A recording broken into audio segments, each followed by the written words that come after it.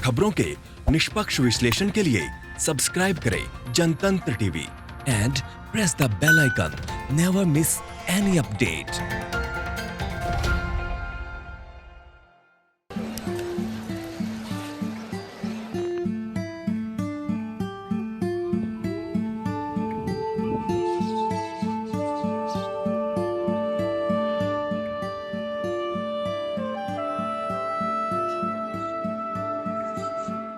धर्मनगरी काशी एक ऐसा शहर है जिसे सिर्फ पर्यटन ही नहीं बल्कि तीर्थाटन नगरी भी कही जाती है।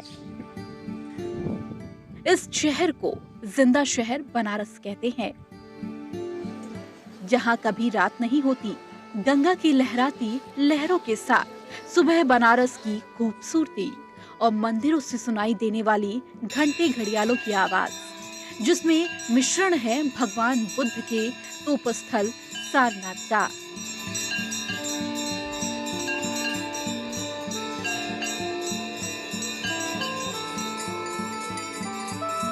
जिसे सुनने और जानने के लिए दुनिया के कोने कोने से लोग यहाँ आते हैं। लेकिन इन दिनों बनारस शांत है। मंदिरों से निकलने वाले ये आवाज, खूबसूरती दोनों उसी तरह बने हैं, लेकिन उन्हें देखने के लिए अब कोई नहीं है सिवाय बनारस के रहने वाले लोगों के। ऐसे में ये शांति आने वाले तूफान का संदेश दे रहे हैं, जिसमें बनारस की 75% आबादी फंसती नजर आ रही है। काशी में 90% राजस्व पर्यटन उद्योग से आता है। हर वर्ष लगभग 500 करोड़ रुपए से ज्यादा का कारोबार बनारस में पर्यटन के बल पर होता है। होटल, टूर एंड ट्रेवल, घाटों पर रहने वाले नाविक, कपड़ा, साड़ी और बाजार सब कुछ पर्यटन पर ही चलता है। लेकिन लगभग 2 महीने से ज्यादा वक्त होने को है और पूरे देश के साथ बनारस में भी लॉकडाउन है। इसका सीधा असर यहाँ के पर्यटन उद्योगों पर पड़ा है और अब तक करोड़ों रुपए का नुकसान हो चुका है। बहुत बड़ा असर पड़ा है। बनारस चूँकि टूरिस्ट प्लेस है, उत्तर प्रदेश का सबसे प्रमुख पर्यटन स्थल है। यहाँ पे देसी विदेशी पर्यटक आते हैं और यहाँ से ये सेंट्रल प्लेस है। यहाँ से टूरिस्ट आता है, यहीं से कैब लेके वो अयोध्या, इलाहाबाद, बोधगया, काठमांडू, जहाँ भी उसको जाना होता है वो जाता है। फिर यहीं से, चूँकि यहाँ पे कनेक्टिविटी अच्छी होने के कारण और बाबा भोले की नगरी होने के कारण काफ़ी अच्छा व्यवसाय रहा है।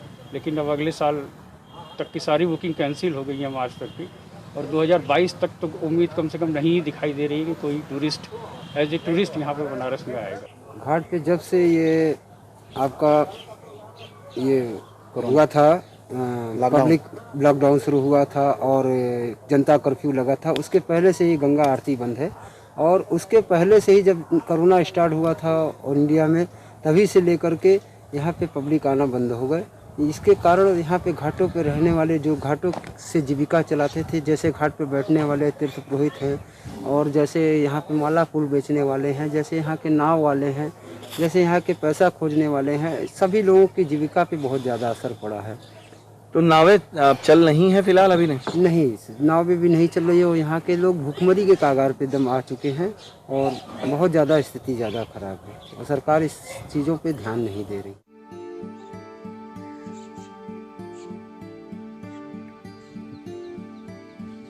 सबसे बड़ा घाटा होटल और ट्रैवल इंडस्ट्री को हुआ है। मार्च 2021 तक की सभी बुकिंग कैंसिल हो गई है और आगे की कोई बुकिंग नहीं हो रही। वर्तमान में लगभग 35 करोड़ रुपए का नुकसान टूर एंड ट्रेवल इंडस्ट्री को हुआ है। वहीं लगभग 50 करोड़ रुपए से ज्यादा का नुकसान होटल इंडस्ट्री को हुआ है।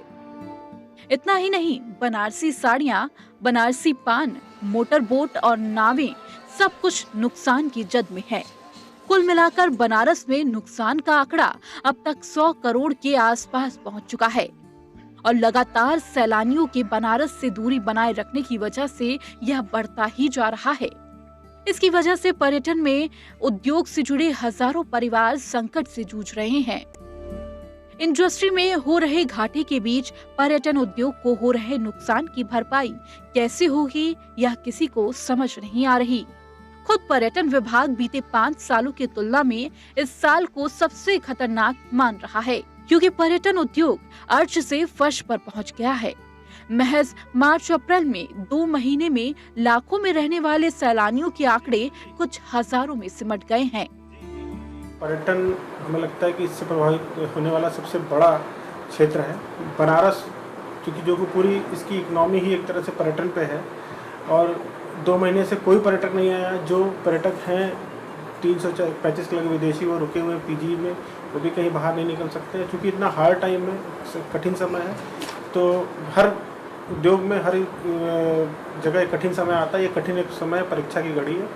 तो हमें लगता है कि जल्दी ही कोरोना पे हम लोग विजय प्राप्त करेंगे और बनारस का जो पर्यटन उद्योग है फिर से एक बार, क्योंकि ये कभी नहीं खत्म होने वाला शहर है और यहाँ का पर्यटन भी कभी नहीं खत्म होगा।